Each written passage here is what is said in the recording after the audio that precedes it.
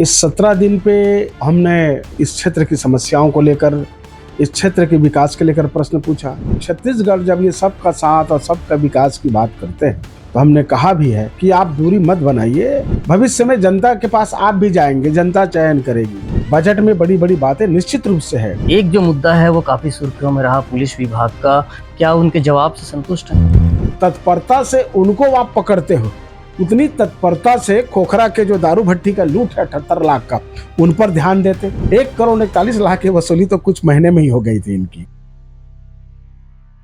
और ऐसा लगता है कहीं न कहीं इसमें प्रशासन का भी मिली भगत। सरकार बनने के बाद ढेर सारे मामले इस जल जीवन मिशन में भ्रष्टाचार के आ रहे हैं और एक भी मैं पूरे मेरे क्षेत्र में मैं जब भ्रमण करता हूँ तो मुझे खाली टंकी नजर आता है। भारतीय जनता पार्टी कांग्रेस के ऊपर उस समय आरोप लगाती थी कि यहाँ भ्रष्टाचार हुआ है।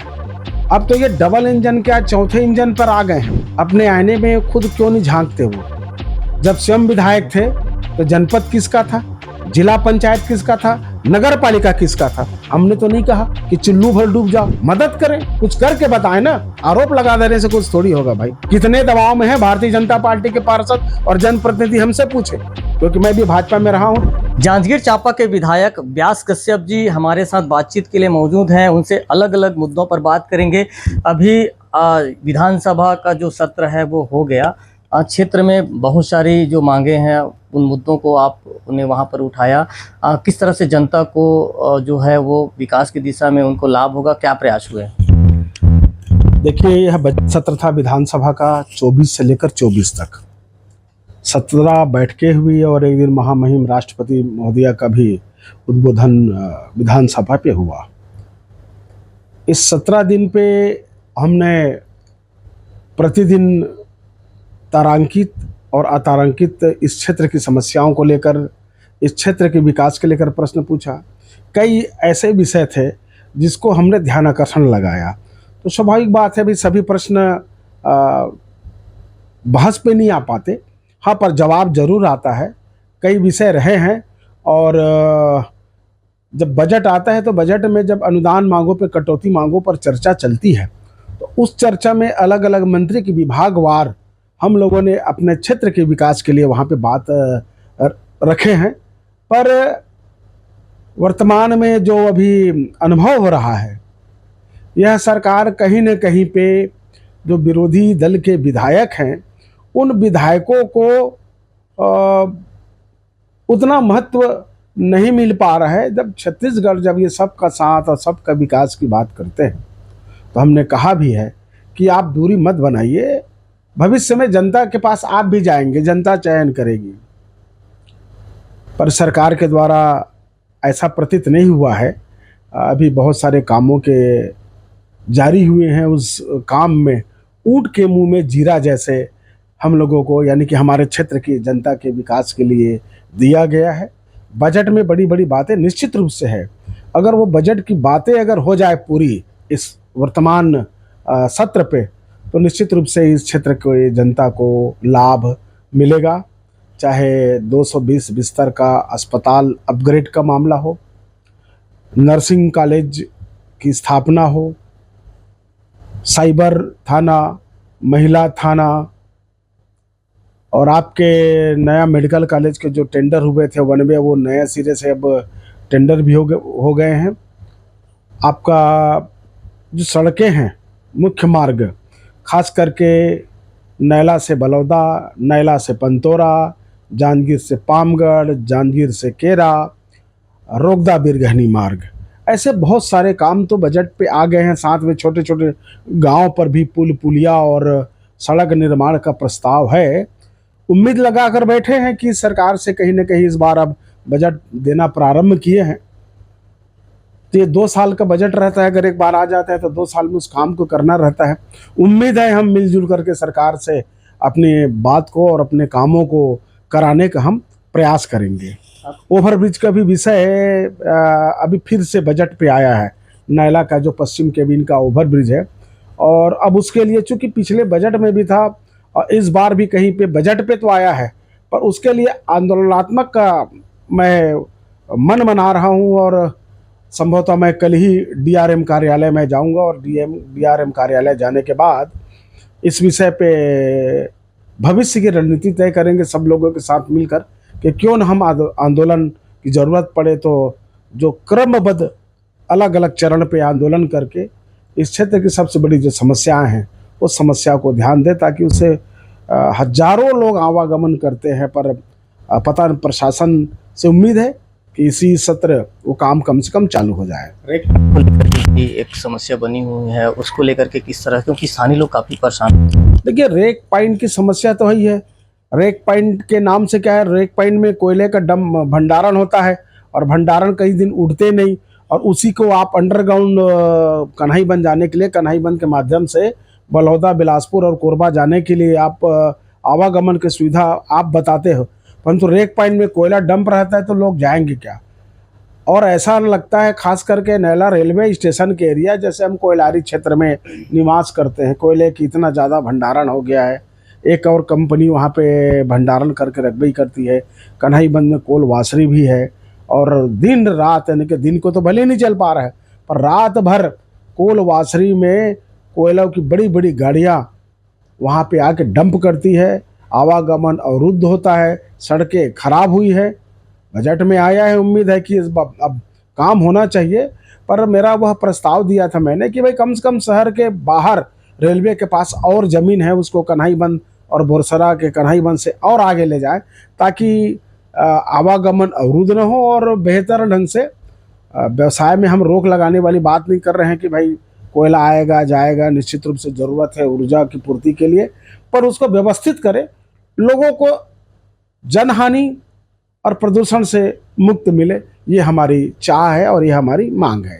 विधानसभा में आपने बहुत सारे मुद्दे उठाए, लेकिन एक जो मुद्दा है वो काफी सुर्खियों में रहा, पुलिस विभाग का। क्या उनके जवाब से संतुष्ट हैं? जी नहीं, जी नहीं, मैंने वहाँ पे बहुत गंभीरता से इस विषय को मैंने कहा है। जनरली भाई अगर कहीं पे प्रश्न करते तो जनता के हित के लिए बात करते हैं। बहुत सारे ऐसे प्रकरण हुए हैं, चैन स्नैचिंग के, चाकूबाजी के और कई डकैती के ऐसे बड़े बड़े प्रकरण हुए हैं जिसमें आज तक पतासबाजी भी नहीं हो पाई है। पर पुलिस विभाग के द्वारा जो निरीह लोग हैं उनको टारगेट करके, जैसे टारगेट किलिंग है ना, वैसे ही टारगेट करके उनको परेशान किया जा रहा है, ये उचित बात नहीं है।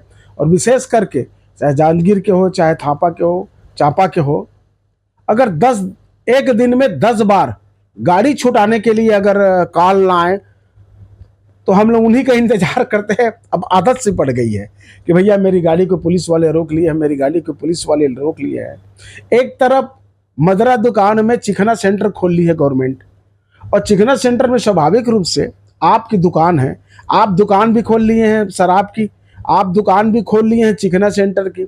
वह व्यक्ति भाई कई की अलग अलग परिस्थितियां रहती है, चिकना सेंटर में पी के आ रहे हैं, आप मशीन लेकर खड़े हुए हैं और जांच करो, और जांच करो तो स्वाभाविक बात है वो पाया जाएगा। वो घर जाते हैं, मजदूर सुबह से शाम तक मेहनत करते हैं, मेहनत करने के बाद खास करके वो छोटे तबके के लोग रहते हैं, उनको छोड़ते नहीं और कोर्ट लेके जाते हैं, और 10,000, 12,000, 15,000, 20,000 रुपये तक का जज साहब उन पे, उनका अधिकार है भाई, गवर्नमेंट की पॉलिसी है, उनसे दंडित किया जाता है। छोटे लोग परेशान हैं खास करके इसमें, और जितनी तत्परता से उनको आप पकड़ते हो उतनी तत्परता से खोखरा के जो दारू भट्टी का लूट है 78 लाख का, उन पर ध्यान देते। चैन स्कैनिंग का मामला है, मैं बजट में लगाया था, हमारे पार्षद की पत्नी का चैन लूट के ले गए थे नहरिया बाबा रोड पर। जब उसका जवाब आया ध्यानाकर्षण का, तो उसमें जवाब में आया था कि भाई FIR नहीं हुए।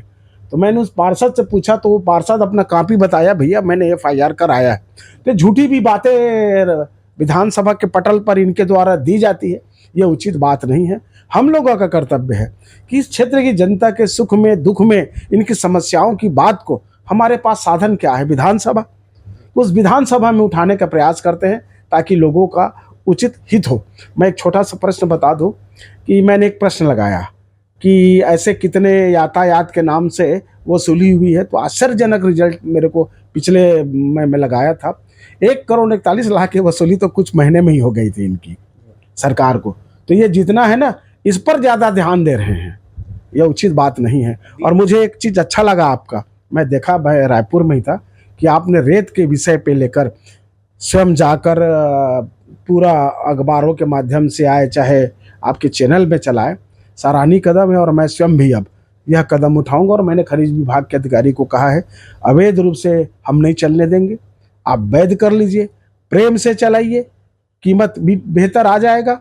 और जो सड़कों की हालत खराब हो गई है, सभी सड़कें प्रधानमंत्री ग्रामीण सड़क की सड़कें हैं, नई नई सड़क बनी है, सब टूट फूट के जितना इनकम गवर्नमेंट को नहीं हो रहा है रेत के, उससे कहीं ज़्यादा नुकसान क्षेत्र की जनता और गवर्नमेंट को भी हो रही है।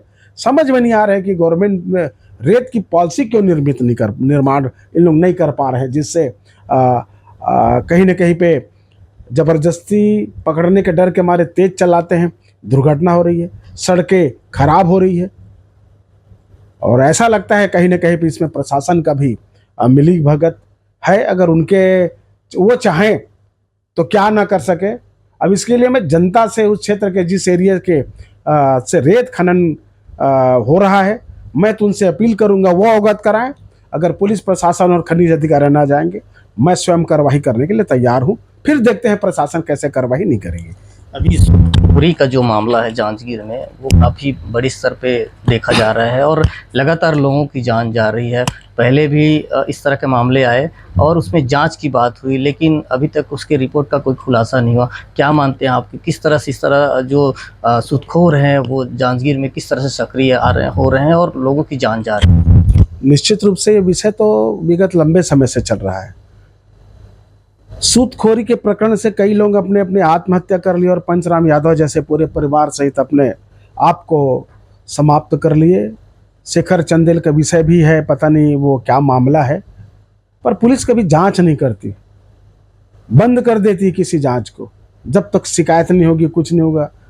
अभी लगातार एक इंजीनियर राठौर लड़का जो सुसाइड किया, बाकायदा वो पन्ने में लिख कर मरा है, पर अभी तक कहीं पे उस ढंग से कार्रवाई नहीं। और अभी मैं जब वहाँ से आया विधानसभा से, तो वरुण कहरा करके अपना कार्यकर्ता है, वो भी फ़ोन करके बताया भैया कि रात को 11 बजे 15-20 लड़के पैसे के लेन देन का विषय उनसे मारपीट किए हैं। FIR की बात हुई है, परंतु FIR अभी भी कुछ नहीं। तो सूदखोरों को प्रश्रय क्यों? ऐसा थोड़ी है कि सूदखोर और पुलिस वाले इसमें मिली भगत किए हैं। ये वास्तव में गंभीर विषय है और कई बार मैं SP साहब से भी कह चुका हूँ, थानेदार को भी बोल चुका हूँ, विधानसभा तक मैं बात लेके आ गया हूँ।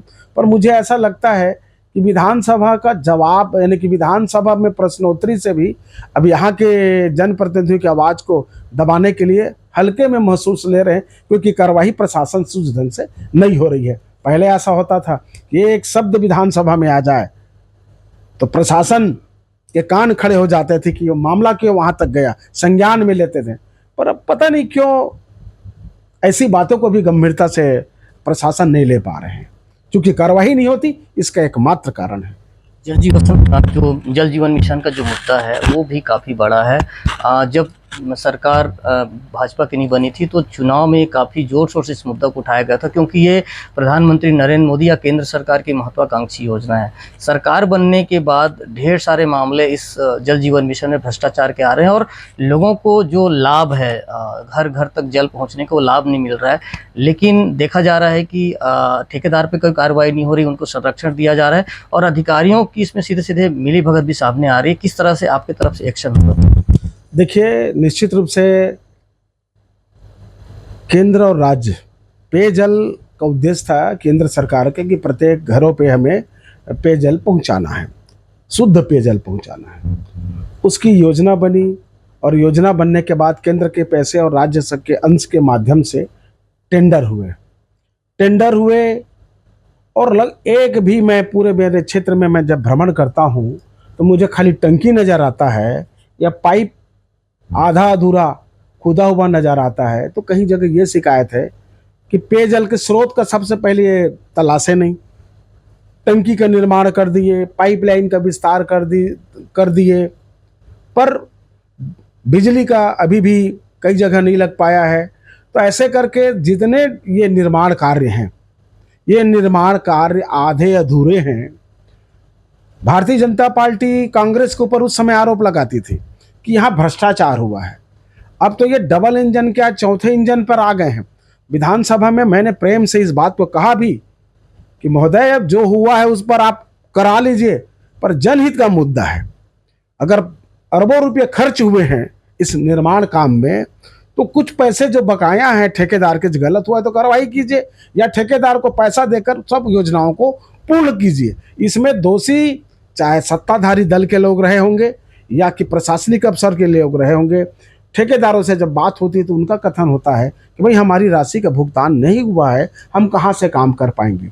इस विषय में ध्यानाकर्षण माननीय धर्मजीत सिंह जी का आया था कि छत्तीसगढ़ में पेयजल की, दूरदर्शन की व्यवस्था को सुधार के लिए आज कितने तारीख हो गए, 28 तारीख है, 21 तारीख को बहस था और 21 तारीख के में सदन में माननीय मुख्यमंत्री विष्णुदेव साय की घोषणा है। जब डॉक्टर रमन सिंह जी विधानसभा के अध्यक्ष बने थे और अध्यक्ष के हैसियत से जब वो बोले कि इस पर आपका क्या जवाब है, माननीय मुख्यमंत्री जी ने कहा था कि हम एक हफ्ते के अंदर, एक हफ्ते हो गए, आज मैं माननीय कलेक्टर महोदय को पत्र लिखूंगा, विधानसभा में विष्णुदेव साय जी का, माननीय मुख्यमंत्री जी का संबोधन है कि एक हफ्ते के अंदर प्रत्येक जिला के कलेक्टर को निर्देश जारी कर दिया जाएगा कि वहां के जनप्रतिनिधि, सांसद, विधायक और जिला पंचायत अध्यक्ष साथ मिलकर उस जिले की पेयजल की समस्याओं का निराकरण करने के लिए बैठेंगे करके।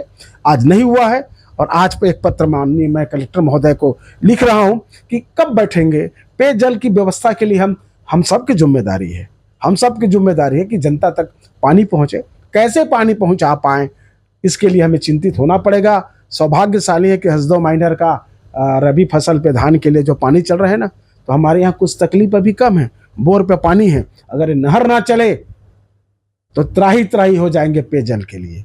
मैं अभी छत्तीसगढ़ के कई जगह से भी घूमा हूँ मैं, जहाँ मैं 12 माह उस नाले पे पानी देखता था, आज पूरे के पूरे सूख गए हैं। इस मार्च में तो हमारे पास तो अभी 3 महीने हैं, अप्रैल, मई और जून। जुलाई में बरसात होती है, 15 जून भले ही मानते हैं, पर वर्षा ऋतु का जो सिस्टम है वह सिस्टम आगे बढ़ गया है या पीछे बढ़ गया है, उस बात को वैज्ञानिक समझेंगे। पर पानी के लिए वास्तव में निश्चित रूप से हम सबकी जिम्मेदारी है। प्रशासन को मदद करने के लिए तैयार है, बैठें, सहयोग लें। हम भी अपनी निधि की जहाँ पे जरूरत पड़ेगी पेयजल के लिए हम सुविधा देने के लिए तैयार हैं, बशर्ते काम तो माननीय महोदय को करना है ना, अभी तक हो जाना था, क्यों नहीं हुआ है। इस संबंध में आज पत्र स्वयं लिख रहा हूँ। जांजगीर चांपा जो विधानसभा है वहाँ पर 3 नगरीय क्षेत्र है। वहाँ चुनाव के दौरान आपने कहा कि इन तीनों जगहों पर व्यास कश्यप चुनाव लड़ रहे हैं। नतीजे जो आए तो तीनों जगहों में कांग्रेस की हार हुई, क्या वजह नजर आती है? देखिए, निश्चित रूप से मैंने कहा हुआ कि इस चुनाव को प्रतिष्ठा किस बनाए थे, चाहे चांपा नगर पालिका हो, जांजगीर नगर पालिका हो, नवागढ़ नगर पालिका हो। मेहनत करने में हमने कभी भी कम नहीं किया। घर घर जैसे स्वयं लड़ रहा हूँ उस ढंग से मैंने प्रचार भी किया, पर जनता का जनादेश है, उसको हम स्वीकार करते हैं। जांजगीर चांपा ही नहीं वरन पूरे प्रदेश में एक लहर आया, उस लहर में हम बह गए। हम अपनी कमजोरियों को तलाशेंगे भविष्य में और कैसे बेहतर कर पाएं, ताकि आने वाले समय में सभी चुनाव में, नगरीय निकाय, पंचायत चुनाव में तो हमारा प्रदर्शन बेहतर रहा है, भाजपा से बेहतर है पंचायत चुनाव में, पर नगरीय निकाय चुनाव में निश्चित रूप से हम लोग पीछे हुए हैं। उसको दूर करने का प्रयास हम लोगों के द्वारा किया जाएगा, ताकि आने वाले समय में कांग्रेस मजबूती से उभर पाए। अभी जिला पंचायत अध्यक्ष का जब चुनाव हुआ तो पूर्व नेता प्रतिपक्ष नारायण चंदेल जी की तरफ से एक सवाल उठाया गया कि आज सभी जो तीनों विधायक हैं वो यहाँ से गायब हैं, कांग्रेस के नेता सब गायब हैं, और उन्होंने आगे जाकर के ये कह दिया कि इस हार के बाद, कांग्रेस की हार के बाद कहीं न कहीं भीमा तालाब तो है। इस बयान के क्या मायने देखते हैं और क्या आपको लगता है कि जिस तरह से उन्होंने कहा है इसे किस तरह से लेते हैं? देखिए, स्वाभाविक बात है, अवसर मिलता है। आज भारतीय जनता पार्टी का अवसर था, अपने आईने में खुद क्यों नहीं झांकते वो? जब स्वयं विधायक थे तो जनपद किसका था, जिला पंचायत किसका था, नगर पालिका किसका था? हमने तो नहीं कहा कि चुल्लू भर डूब जाओ, बिम्बा तो बड़ी बात है। और मेरे विषय में बोला गया कि ये गोवा गया है, खोवा भी नहीं दिए हैं। समुद्र में स्नान करके आया हूं, उनको बता दूं, शुद्ध होकर आया हूं, नमकीन और खारे होकर आया हूं, और मिठाई वाला तो ही हूं, होटल वाला हूं। तो आए और खुले में बात करें ना, स्टेटमेंट देना है, खुले में आए, मैं स्वीकार करता हूं हर विषय पे चर्चा करने के लिए। जनता ने जनादेश दिया है, उस बात को स्वीकार करें और आईने पे झांके कि जब स्वयं विधायक थे तो उस समय कहाँ थे। और रही बात, अरे विधायक तो इसके पहले भी रहे हो, और भारतीय जनता पार्टी की बता दो, जिस समय मेरी धर्मपत्नी जिला पंचायत की अध्यक्ष की चुनाव लड़ी उस समय वो कहाँ थे, वो भी तो विधायक थे। अरे अपनी ढपली अपना राग लगाना बंद करें, जनहित का मुद्दे को लेकर साथ में दें। और इस शहर का विस्तार कैसे होगा, इस विकास कैसे होगा, आपकी सरकार है, मदद करें, कुछ करके बताएं ना। आरोप लगा देने से कुछ थोड़ी होगा भाई। आप कर क्या रहे हो, कर क्या रहे हो? एक भी चिट्ठी पत्री बताते चंदेल जी कि कहां कहां से लेना है, मेरे माध्यम से दें, कमीशन वसूले, यही काम उनका रह गया है। कितने दबाव में है भारतीय जनता पार्टी के पार्षद और जनप्रतिनिधि, हमसे पूछे, क्योंकि मैं भी भाजपा में रहा हूं तो मेरे सबके साथ आज भी संबंध है। अभी एक अंतिम सवाल आपसे कि डीएमएफ का जो मुद्दा है वो काफ़ी यहाँ पर एक तरह से जो कांग्रेस विधायक हैं उनके तरफ से उठाया जा रहा है कि उतने फंड नहीं दिए जा रहे हैं जितनी कांग्रेस विधायकों की तरफ से मांग की जा रही है। क्या कहना चाहेंगे आप? देखिए, डीएमएफ दुर्भाग्य है हमारे इस क्षेत्र का। स्वशाही परिषद का जो निर्णय है उस निर्णय का पालन नहीं करते और वास्तव में डीएमएफ कलेक्टर की निधि हो गई है और कलेक्टर ने अपने ढंग से बांटा है। यह उचित बात नहीं है। सब जनप्रतिनिधि बैठते, इस जिला के, इस क्षेत्र के जो विकास की बात आती थी बिल बैठ के करते तो बेहतर होता। बनिस्बतन कलेक्टर ने जो कार्रवाई की है ना, इसका आज नहीं तो कल गंभीरता से जांच की मांग तो मैं राज्यपाल, राष्ट्रपति और प्रधानमंत्री तक कर रहा हूं कि आपका जो राशि है स्वशाही परिषद के निर्णय का पालन होगा कि कलेक्टर के आदेश का पालन होगा। ये दुर्भाग्य रहा है हमारे जिले में। जब से डीएमएफ आया है पूरे छत्तीसगढ़ में इस प्रकार की कार्रवाई हो रही है और पता नहीं कलेक्टर महोदय क्या हो गया है कि अपने हिसाब से सब काम को दिए हैं, उनकी इच्छा के अनुसार, हमारे हिसाब से भी दिए हैं, इस बात को स्वीकार करते। परंतु जो ठेका का जो सिस्टम चला ना, वो तो गंभीर जांच का विषय है। हमारी बातें मानी गई है, मैं स्वीकार करता हूं, परंतु निजी रूप से जिस बात को हमने कहा है वो काम हमको लाभ नहीं पहुंचा पाया। सबसे बात जितनी राशि देने की थी भाई, हम तो अपने निजी रूप से किसी के लिए मांग नहीं रहे थे। छोटे छोटे विकास है, बड़े बड़े काम है, तो काम तो हुए हैं, परंतु जैसा होना चाहिए। हम तो सब सामान्य विधायक लोग बैठते हैं, चाहे सत्ताधारी के लोग हो चाहे विरोध के लोग हो, पर यह बात आम चर्चा हो गई है कि डीएमएफ की राशि का संपूर्ण जो दायित्व अभी रानू साहू और कितने कलेक्टर लोग जो पीछे पड़े हैं ना डीएमएफ के, जांच हो जाए तो उस प्रकार की स्थिति आ जाएगी महोदय। पर जांच के विषय भविष्य में भी है और आज भी है। मैं तो तह तक जाऊंगा इस बात को लेकर।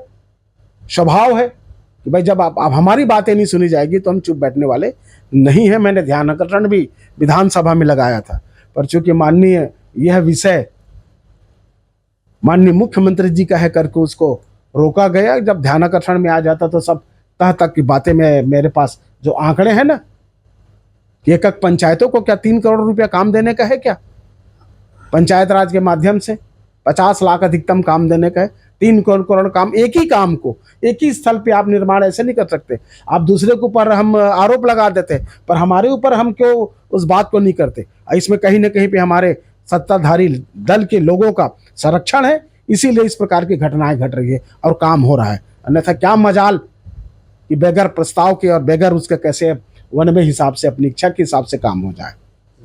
देखिए, ढेर सारे मुद्दों पर हमने चर्चा की है। जांजगीर चांपा के विधायक हैं व्यास कश्यप जी, जिन्होंने बजट सत्र को लेकर के कहा है कि उन्होंने काफ़ी मांग उठाई है, लेकिन बजट में कुछ मांगों को शामिल किया गया है और कुछ को अभी जो उसमें विचार किया जा रहा है। सबसे बड़ी बात उन्होंने कही है कि यहाँ पर जिस तरह से डीएमएफ में जिला प्रशासन कहें कि कलेक्टर कहें, उनका एक वरदहस्त है और उनके हिसाब से यहाँ पर डीएमएफ की जो राशि है उसका वितरण किया जाता है और उसके तहत विकास होता है। साथ ही साथ उन्होंने जो मामले हैं यहाँ पे सूदखोरी का, उसको लेकर के भी कहा है कि पुलिस को जिस तरह से इसमें सक्रियता से काम करना चाहिए उन्होंने नहीं किया है। उन्होंने साफ शब्दों में कहा है कि जांजगीर चांपा विधानसभा के जो भी मुद्दे हैं, जनहित के मुद्दे हैं, वो लगातार उठाते रहेंगे और जो भी मंच है उस मंच तक वो लेके जाएंगे। साथ ही साथ उन्होंने जनता से भी आह्वान किया है कि वो अपने मुद्दों को लेकर के उन तक आएँ, वो उनके साथ हैं और वो सड़क की लड़ाई लड़ेंगे। राजकुमार साहू, IBC 24, जांजगीर।